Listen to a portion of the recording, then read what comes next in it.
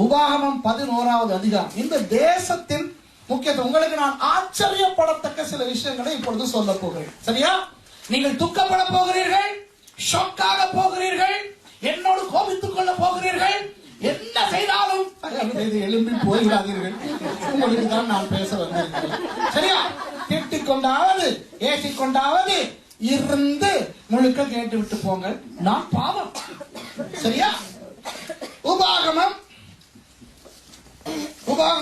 11வது அதிகாரத்திலே இப்போ 10வது வசனத்தை வாசிக்க போகிறோம். மோசே மூலம் ஆண்டவர் அந்த ஜனங்களுக்கு சொல்லுகிறார். எகிப்திலிருந்து புறப்படுகிற அந்த ஜனங்களுக்கு அவர் சொல்லுகிறார், நான் சொல்ல சொல்ல நீங்க நிறுத்தி விட்ட இடத்துல இருந்து வாசிக்கணும். ஓகேயா? சரியா? நான் சொன்னேன் ஸ்டாப்னா நீங்க ஸ்டாப் ஆயிடணும். சரி, வாசிக்க 10வது வசனத்தை. நீ சுதந்திரிக்க போற தேசம் நீ விட்டு வந்த எகிப்து தேசத்தை போல் இராது. அங்கே நீ விதையை விதைத்து கீழே தோட்டத்திற்கு நீர் பாய்ச்சுகிறது போல உன் காலால் நீர் பாய்ச்சி வந்தாய். எகிப்து ரொம்ப செழுமையான தேசம் தான். உலகில் நீளமான நதியாகிய நைல் நதி அந்த தேசத்திலே தான் ஓடியது. அந்த நைல் நதி கரையிலே தான் நீங்கள் எல்லாம் வாழ்ந்தீர்கள் இஸ்ரவேலர்களே. ஆனால் ஞாபகம் இருக்கிறதா? அங்கே நீங்கள் விதைகளை விதைத்தீர்கள். அப்புறம் அந்த நைல் நதி தண்ணீரை கையால் அள்ளி கொண்டு போட முடியாது. ஆனால் எந்திரங்களை உபகரணங்களை பயன்படுத்தி காலால் அதிலே அமுக்கி நசித்து நீங்கள் கீரை தோட்டத்துக்கு தண்ணீர் போடுவது போல எல்லாம் போட்டீர்கள். ஞாபகம் இருக்கிறதா? இப்பொழுது நான் உங்களை என் தேசத்துக்கு கொண்டு போக போகிறேன், கானானுக்குள் கொண்டு போக போகிறேன். அந்த தேசம் எகிப்து தேசத்தை போல அல்ல. வாசிங்க. நீங்கள் சுதந்திரிக்க போகிற தேசமோ மலைகளும் பள்ளத்தாக்குகளும் உள்ள தேசம். அது வானத்தின் மழை தண்ணீரை குடிக்கும் தேசம். வானத்தின் மழை தண்ணீரை குடிக்கும் தேசம். என்ன சொல்லுகிறார் ஆண்டவர்? அந்த தேசத்துக்கு நீ நீர் பாய்ச்ச தேவையில்லை. அது என் தேசம், நான் நீர் பாய்ச்ச. உங்களுக்கு சில ரகசியங்களை சொல்லுகிறேன். புவியியல் படி, ஜியாலஜி படி உலகிலே எத்தனையோ மலைகள், எத்தனையோ தேசங்களிலே எத்தனையோ வித்தியாசமான விதங்களில் அமைந்திருக்கின்றன. இஸ்ரவேலிலே இருக்கின்ற மலைகளிலே இருக்கின்ற ஒரு ஜியாலஜிக்கல் ஸ்பெஷாலிட்டி, ஒரு புவியியல் அம்சம் என்ன தெரியுமா? அந்த மழை பெய்யும் பொழுது அந்த மலைகளின் மேல் அந்த தண்ணீர் செங்குத்தாக நேராக இறங்காது. அந்த தண்ணீர் மலை உச்சியிலே விழுந்த தண்ணீர் அந்த ஈரப்பதம் முடிந்தவுடன் அப்படியே வந்து அடுத்த லேயர், அடுத்த படியிலே வந்து ஈரப்பதத்தை கொடுத்து அடுத்த படிக்கு போய் ஒரு 5 படிகளுக்கு அது போன பிறகுதான் அது தண்ணீர் இல்லாமல் போகும். அதற்குள் அடுத்த மழை வந்துவிடும். 2 மழை சீசன்கள் இருக்கின்றன, முன்மாறி பின்மாறி. வேதத்தில் வாசிச்சிருக்கீங்க தானே? முன்மாறி மழை பெய்து அந்த மேலே காய்ந்து, இரண்டாவது மேலே காய்ந்தா கீழே எல்லாம் காயாது, 2வது 3வது 4வது 5வது படிக்கு வந்த பிறகுதான் அது போகும். அது காயும் போது பின்மாறி மழை பெய்யும். பின்மாறி மழையும் அதே போல ஆகின பிறகுதான் முன்மாறி மழை பொழியும். இஸ்ரவேலின் எல்லா மலைகளிலும் எப்பொழுதுமே எந்த இடத்திலாவது ஈரப்பதம் இருக்கவே இருக்கும். ஆகவே இஸ்ரவேலர்கள் அதற்கேற்ற விதத்திலே விவசாயம் செய்ய கற்றுக்கொண்டார்கள். இன்று கூட இஸ்ரவேலின் விவசாய அமைப்பை நீங்கள் பார்த்தால் அந்த ஒவ்வொரு இடத்துக்கும் கூடுதலாய் தண்ணீர் தேவைப்படுகின்ற அந்த தாவரத்தை கீழேயும், குறைவாய் தண்ணீர் தேவைப்படுவதை மேலாகவும் அழகாக விவசாயம் செய்து இன்றைக்கு இஸ்ரவேல் அழகான சுபிட்சமான பச்சை பசேல் என்ற ஒரு தேசமாக இருக்கிறது. சரியா? நீங்கள் யோர்தான் நதிக்கு அப்புறத்தில் இருக்கின்ற ஜார்டன் நாட்டுக்குள்ளே போனால் அங்கே ஒவ்வொரு வீட்டுக்கு மேலேயும் தண்ணீர் தாங்கி இருக்கிறது. யாராவது ஜார்டன் போனீங்களா? அம்மான் போனீங்களா? ஜார்டன் போனா அது எனக்கு தெரியாது. ஆனா இங்க உங்களுக்கு தெரியுமா? சைப்ரஸ்லயா? சைப்ரஸ்ல இருக்கு. சைப்ரஸ் நான் போயிருக்கேன். ஆனா இங்க இருக்கிற எல்லா வீட்லயும் தண்ணி டேங்க் இருக்குதுதான், எல்லா நாட்டிலையும். யோர்தான்ல இருக்கிற தண்ணி டேங்கினுடைய விசேஷத்தை என்ன தெரியுமா? வாரத்துக்கு 2 நாட்கள் அல்ல, மணித்தியாலங்கள் தண்ணீர் திறப்பார்கள். வாரத்துக்கு 2 மணித்தியாலங்கள். அந்த 2 மணித்தியாலங்கள் எவ்வளவு தண்ணீர் நிரம்புகிறதோ அவ்வளவுதான் அவர்களுக்கு. யோர்தான் நதி தண்ணீரை பயன்படுத்தி அந்த ஜார்டன் வேலியிலே அவர்கள் விவசாயம் செய்து அதிலே அமோகமாக மத்திய கிழக்கு நாடுகளுக்கெல்லாம் அவர்கள் தக்காளி போன்ற தாவரங்களை அனுப்புகிறார்கள், இல்லாமல் இல்லை. ஆனால் அவர்களுக்கு தண்ணீர் பஞ்சம் எப்படி என்றால் அவர்கள் சொல்வார்கள், ஐயோ நமக்கு மாத்திரம் மழை வந்தால் இது ஒரு பயங்கரமான ஒரு சுபிட்சமான இடமாக இருக்கும் என்று சொல்வார். ஆனால் அந்த நதிக்கு அப்புறத்தில் இருக்கிற இஸ்ரவேலுக்குள்ளே அவர்களுக்கு எப்போ மழை வரும் என்று தெரியும். சரியா?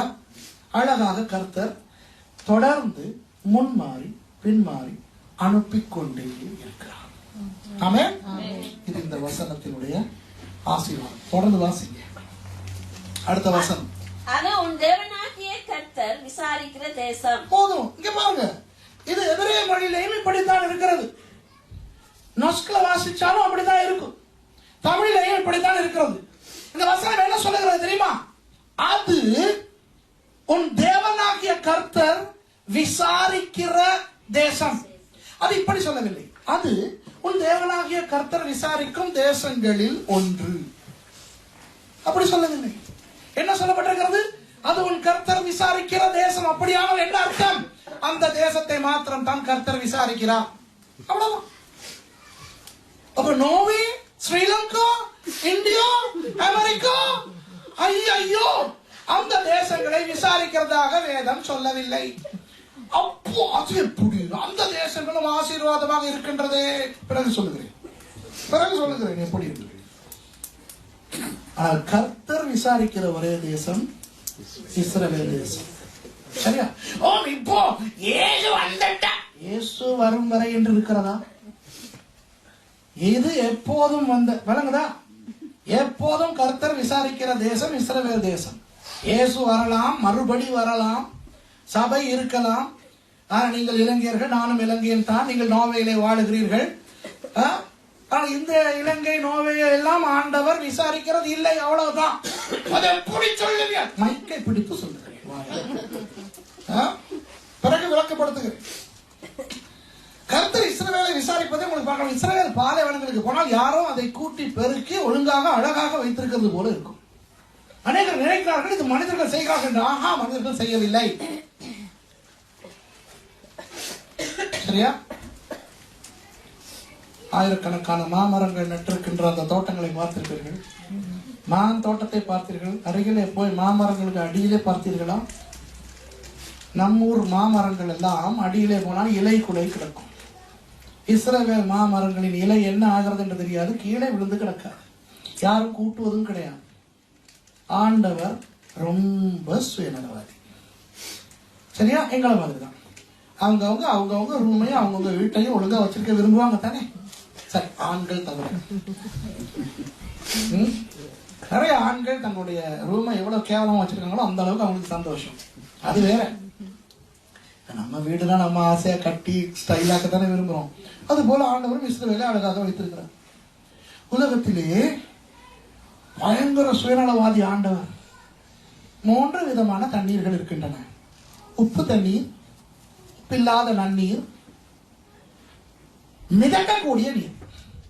இது 3ஐயும் இஸ்ரவேலை கொண்டு போய் வைத்துக் கொண்டிருக்கிறார். மத்திய தரைக்கடலிலே கடல். சரியா? அப்படியே ஒரு 70 கிலோமீட்டர் மேல்படி வந்தால் கலிலேயா கடல். கலிலேயா கடலிலே என்ன தண்ணீர்? நன்னீர். அப்படியே கீழே வந்தால் உப்பு கடல், சாக்கடல், டெட் சி. சாக்கடல் எப்படி?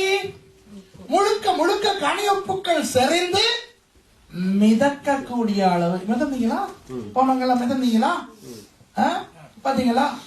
உலகிலே வேற எங்காவது மிதக்கும் கடல் உண்டா? மிதங்குனீங்களா? வழுக்கிக்கிட்டு போனீங்களா? அதெல்லாம் தெரியாது. ஆனா உங்களுக்கு விளங்குதான். சரியா? சரியா? 70 கிலோமீட்டர் இந்த பக்கம் இது. சரியா? உலகிலேயே அதிக அளவு ஆக்சிஜன் நிறைந்த இடம் உலகிலேயே எங்கே இருக்கிறது? இஸ்ரவேலிலே. 430 மீட்டர் கடல் மட்டத்துக்கு கீழே.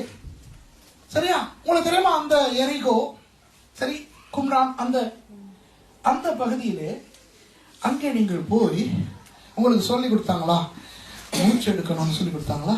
இல்ல, சொல்லி கொடுத்தா மூச்சு எடுக்கணும் சும்மாவே தெரியும், பிறந்ததுல இருந்து மூச்சு எடுக்கணும்னு சொல்லாதீங்க. அங்கன அதான் சொல்றேன். பாத்தீங்கன்னா கவலையா இருக்கு தானே, தெரிஞ்சிருந்தா அழகா மூச்சு எடுக்கலாம் தானே. அந்த இடத்துக்கு போய் நீங்கள் என்று சுவாசிக்கும் பொழுது இயற்கை பிராணவாயு, இயற்கை ஆக்சிஜன், இந்த சிலிண்டர் வழியால மாஸ்க் போட்டு வரதல்ல, இயற்கை பிராணவாயு உங்களுக்குள்ளே வரும்போது உடம்புக்குள்ளே இருக்கின்ற அநேக கிருமிகள் சாகும். உடம்புக்குள்ளே ரெஸ்பிரேட்டரி சிஸ்டம், அந்த சுவாச குழாய் எல்லாம் சுத்தமாகும். அந்த கடலிலே, அந்த சாக்கடலில் இருக்கின்ற அந்த சேற்றில் இருக்கின்ற சுகம் எரியும் தான் மூஞ்சில பட்டான். ஆனா அதனால் பல பாக்டீரியாக்கள் செத்து நல்ல ஆரோக்கியம் வரும். அருமையான ஔஷதம் அதிகமாய் நிறைந்த அந்த செழுமையான சுவாச காற்றை கர்த்தர் வைத்திருக்கிற இடம் இஸ்ரவேல். ஓவரா தான் அவர் கொஞ்சம் அவருடைய நாட்டை வச்சிருக்கிறார். புரியுதா உங்களுக்கு? சரியா?